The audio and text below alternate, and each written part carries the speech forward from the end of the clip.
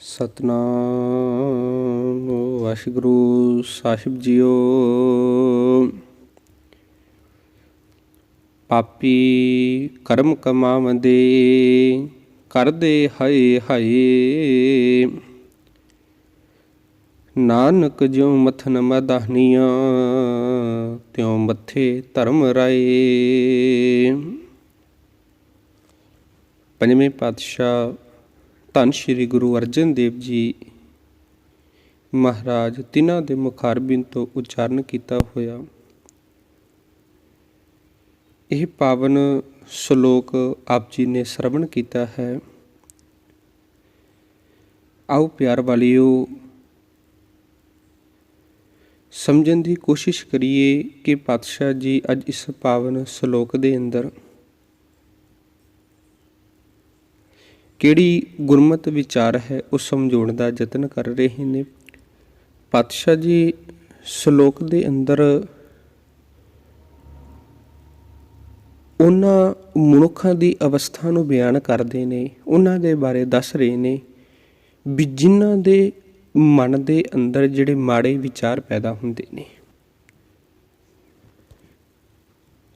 ਤੇ ਫਿਰ ਉਹ ਜਿਹੜਾ ਮਨੁੱਖ ਕਿਸ ਪ੍ਰਕਾਰ ਜਿਹੜੇ ਦੁੱਖ ਪਾਉਂਦੇ ਨੇ।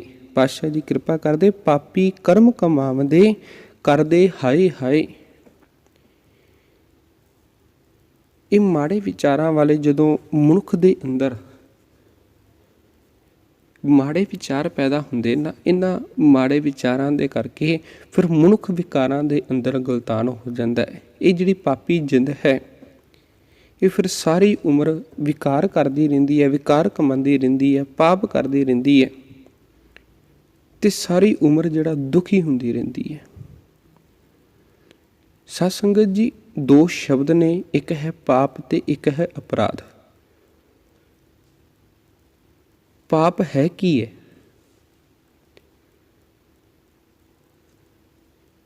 ਜਦੋਂ ਅਸੀਂ ਹਿੰਦੂ ਫਿਲਾਸਫਰਾਂ ਨੂੰ ਪੜ੍ਹਦੇ ਹਾਂ ਨਾ, ਉਹਨਾਂ ਦੀ ਰਾਏ ਹੈ ਕਿ ਪਾਪ ਦਾ ਜਿਹੜਾ ਅਸਲ ਕਾਰਨ ਹੈ ਨਾ, ਪੈਦਾ ਹੋਣ ਦਾ ਮੂਲ ਕਾਰਨ, ਉਹ ਹੈ ਅਵਿਦਿਆ, ਅਗਿਆਨਤਾ। ਅਗਿਆਨਤਾ ਦੇ ਹਨੇਰੇ ਦੇ ਵਿੱਚ ਕੀਤਾ ਹੋਇਆ ਜਿਹੜਾ ਮਾੜਾ ਕੰਮ ਹੈ ਉਹਨੂੰ ਪਾਪ ਆਖਿਆ ਗਿਆ। ਇੱਕ ਵਿਦਵਾਨ ਦੀ ਜਿਹੜੀ ਬੜੀ ਪਿਆਰੀ ਰਾਏ ਹੈ, ਉਹ ਵਿਦਵਾਨ ਇਹ ਗੱਲ ਆਖਦੇ ਕਹਿੰਦੇ ਜਿਸ ਕੀਤੇ ਹੋਏ ਕੰਮ ਤੋਂ ਲੋਕਾਂ ਦਾ ਕੋਈ ਭਲਾ ਨਹੀਂ ਨਾ ਹੁੰਦਾ, ਉਹਦੇ ਨਾਲ ਤੁਹਾਨੂੰ ਆਪਣੇ ਆਪ ਨੂੰ ਸ਼ਰਮਿੰਦਗੀ ਮਹਿਸੂਸ ਹੁੰਦੀ ਹੈ ਕਿ ਇਹ ਕੰਮ ਮੈਂ ਗਲਤ ਕੀਤਾ ਹੈ, ਕਹਿੰਦੇ ਉਹ ਪਾਪ ਹੈ। ਤੇ ਇਹ ਜਿਹੜਾ ਪਾਪ ਹੈ ਸਾਧ ਸੰਗਤ ਜੀ, ਇਹ ਮਨੁੱਖ ਮਾਨਸਿਕ ਪੱਧਰ ਤੇ ਕਰਦਾ, ਮਨ ਦੇ ਪੱਧਰ ਤੇ ਕਰਦਾ। ਦੋ ਸ਼ਬਦ ਨੇ, ਇੱਕ ਪਾਪ ਅਤੇ ਦੂਸਰਾ ਅਪਰਾਧ। ਹਾਂ, ਇੱਕ ਗੱਲ ਦਾ ਜ਼ਰੂਰ ਧਿਆਨ ਰੱਖਿਆ ਜੇ, ਪਾਪ ਕਰਨ ਦੀ ਕੋਈ ਸਜ਼ਾ ਨਹੀਂ ਹੈ। ਜੇਕਰ ਕੋਈ ਸਜ਼ਾ ਦੇਵੇਗਾ ਉਹ ਪਰਮਾਤਮਾ ਹੀ ਸਜ਼ਾ ਦੇ ਸਕਦਾ ਹੈ, ਆਮ ਇਨਸਾਨ ਕੋਈ ਪਾਪ ਦੀ ਸਜ਼ਾ ਨਹੀਂ ਦੇ ਸਕਦਾ। ਹਾਂ, ਅਪਰਾਧ ਦੀ ਸਜ਼ਾ ਜ਼ਰੂਰ ਹੈ। ਸੰਸਾਰ ਦੇ ਅੰਦਰ ਆਪਾਂ ਵੇਖਦੇ ਹਾਂ ਵੱਡੇ ਵੱਡੇ ਜੇਲ੍ਹਾਂ ਬਣੀਆਂ ਹੋਈਆਂ ਨੇ, ਕਚਹਿਰੀਆਂ ਬਣੀਆਂ ਹੋਈਆਂ ਨੇ, ਅਦਾਲਤਾਂ ਬਣੀਆਂ ਹੋਈਆਂ ਨੇ। ਕਿਹਦੇ ਕਰਕੇ? ਜੇ ਕੋਈ ਮਨੁੱਖ ਅਪਰਾਧ ਕਰਦਾ ਹੈ ਤੇ ਉਸ ਅਪਰਾਧੀ ਨੂੰ ਸਜ਼ਾ ਦਿੱਤੀ ਜਾਵੇ। ਉਦਾਹਰਨ ਦੇ ਤੌਰ ਤੇ ਲੈ ਲਈਏ ਕਿ ਮਨੁੱਖ ਪਾਪ ਕਿਵੇਂ ਕਮਾਉਂਦਾ ਹੈ ਤੇ ਫਿਰ ਉਹ ਜਦੋਂ ਅਪਰਾਧ ਬਣਦਾ ਹੈ ਤੇ ਫਿਰ ਉਹਨੂੰ ਸਜ਼ਾ ਕਿਵੇਂ ਮਿਲਦੀ ਹੈ। ਅਪਰਾਧ ਦੀ ਕੀ ਸਜ਼ਾ ਹੈ? ਮੰਨ ਲਓ ਕਿਸੇ ਮਨੁੱਖ ਨੇ ਕਿਸੇ ਦੇ ਘਰ ਦੇ ਅੰਦਰ ਚੋਰੀ ਕਰਨੀ ਹੈ। ਇਹ ਜੋ ਫੁਰਨਾ ਉਹਦੇ ਮਨ ਦੇ ਅੰਦਰ ਪੈਦਾ ਹੋਇਆ, ਇਸ ਨੇ ਪਾਪ ਨੂੰ ਜਨਮ ਦੇ ਦਿੱਤਾ। ਪਾਪ ਦਾ ਜਿਹੜਾ ਬੀਜ ਹੈ ਉਹ ਬੀਜਿਆ ਗਿਆ। ਫਿਰ ਮਨੁੱਖ ਤਾੜ ਦੇ ਵਿੱਚ ਰਹਿੰਦਾ ਹੈ ਕਿ ਕਿਸ ਦਿਨ ਇਹ ਇਨਸਾਨ ਘਰ ਦੇ ਵਿੱਚੋਂ ਜਾਣ ਤੇ ਕਿਸ ਦਿਨ ਇਹ ਘਰ ਖਾਲੀ ਹੋਵੇ ਤੇ ਮੈਂ ਇਸ ਘਰ ਦੇ ਅੰਦਰ ਚੋਰੀ ਕਰਾਂ। ਜਿਵੇਂ ਹੀ ਇਹ ਸਮਾਂ ਪਾ ਕੇ ਸਮਾਂ ਹੁੰਦਾ ਨਾ, ਸਮੇਂ ਦੇ ਨਾਲ ਉਹ ਬੀਜਿਆ ਹੋਇਆ ਜਿਹੜਾ ਬੀਜ ਹੈ, ਚੋਰੀ ਕਰਨ ਦਾ ਬੀਜ, ਉਹ ਉਤਪੰਨ ਹੁੰਦਾ ਹੈ, ਪ੍ਰਫੁੱਲਤ ਹੁੰਦਾ, ਤੇ ਪ੍ਰਫੁੱਲਤ ਹੋ ਕੇ ਉਹ ਜਿਹੜਾ ਬੀਜ ਹੈ ਹੌਲੀ ਹੌਲੀ ਉਹਦਾ ਜਿਹੜਾ ਕੰਮ ਹੈ ਉਹ ਕਰਮ ਇੰਦਰੀਆਂ ਦੇ ਕੋਲ ਆ ਜਾਂਦਾ ਹੈ। ਪਹਿਲਾਂ ਮਨ ਦੇ ਅੰਦਰ ਇਹ ਵਿਚਾਰ ਪੈਦਾ ਹੋਈ, ਮਨ ਤੋਂ ਹੁਣ ਇਹ ਸਰੀਰਕ ਕਿਰਿਆ ਦੇ ਵਿੱਚ ਆ ਗਈ, ਤੇ ਹੁਣ ਜਿਹੜੇ ਪੈਰ ਨੇ ਉਹ ਚੋਰੀ ਕਰਨ ਦੇ ਲਈ ਚੱਲ ਪਏ, ਤੇ ਹੱਥ ਤਿਆਰ ਹੋ ਗਏ। ਤੇ ਜਿਵੇਂ ਹੀ ਉਹ ਚੋਰੀ ਕਰਦਾ, ਜੇਕਰ ਪਕੜਿਆ ਜਾਂਦਾ ਹੈ ਤੇ ਉਹ ਅਪਰਾਧ ਬਣ ਜਾਂਦਾ ਹੈ, ਤੇ ਫਿਰ ਅਪਰਾਧ ਦੀ ਆਪਾਂ ਵੇਖਦੇ ਹਾਂ ਸਜ਼ਾ ਵੀ ਦਿੱਤੀ ਜਾਂਦੀ ਹੈ। ਪਰ ਜੋ ਮਨ ਦੇ ਅੰਦਰ ਵਿਚਾਰ ਹੋਇਆ, ਪੈਦਾ ਹੋਇਆ, ਜੋ ਮਾੜੇ ਵਿਚਾਰ ਪੈਦਾ ਹੋਈ, ਜਿਸ ਨੂੰ ਅਸੀਂ ਪਾਪ ਹੀ ਆਖਦੇ ਹਾਂ, ਉਸ ਪਾਪ ਦੀ ਕੋਈ ਸਜ਼ਾ ਨਹੀਂ। ਪਰ ਜਿਸ ਦਿਨ ਉਹ ਸਰੀਰਕ ਕਿਰਿਆ ਦੇ ਵਿੱਚ ਆਇਆ, ਉਸ ਦਿਨ ਉਹ ਅਪਰਾਧ ਬਣ ਗਿਆ, ਅਪਰਾਧ ਦੀ ਫਿਰ ਸਜ਼ਾ ਹੈ। ਪਰ ਜਦੋਂ ਪਾਤਸ਼ਾਹ ਦੀ ਬਾਣੀ ਨੂੰ ਪੜ੍ਹਦੇ ਹਾਂ, ਪਾਤਸ਼ਾਹ ਦੀ ਬਾਣੀ ਇੱਥੋਂ ਤੱਕ ਇਹ ਗੱਲ ਆਖਦੀ ਹੈ ਕਿ ਭਾਈ ਅਪਰਾਧ ਕਰਨ ਦੀ ਗੱਲ ਦੂਰ ਦੀ, ਮੈਂ ਤੇ ਤੈਨੂੰ ਇਹ ਗੱਲ ਆਖਦਾ, ਤੂੰ ਪਾਪ ਵੀ ਨਾ ਕਰ। ਕਿਉਂਕਿ ਜਿਹੜਾ ਇਨਸਾਨ ਪਾਪ ਹੀ ਨਹੀਂ ਕਰੇਗਾ, ਫਿਰ ਉਹ ਅਪਰਾਧੀ ਕਿੱਥੋਂ ਬਣੇਗਾ? ਜਦੋਂ ਉਹ ਅਪਰਾਧੀ ਨਹੀਂ ਹੋਵੇਗਾ, ਅਪਰਾਧ ਨਹੀਂ ਕਰੇਗਾ, ਫਿਰ ਉਹਨੂੰ ਸਜ਼ਾ ਕਿੱਥੋਂ ਮਿਲੇਗੀ? ਪਰ ਜਿਹੜਾ ਇਨਸਾਨ ਹੈ ਉਹ ਆਪਣੇ ਮਾੜੇ ਵਿਚਾਰਾਂ ਦੇ ਕਰਕੇ ਸਾਰੀ ਉਮਰ ਇਹਨਾਂ ਵਿਕਾਰਾਂ ਦੇ ਅੰਦਰ ਗਲਤਾਨ ਹੋ ਕੇ ਰਹਿੰਦਾ ਹੈ, ਇਹਨਾਂ ਵਿਕਾਰਾਂ ਦੇ ਅੰਦਰ ਦੁਖੀ ਹੋ ਕੇ ਹੋਇਆ ਰਹਿੰਦਾ ਹੈ।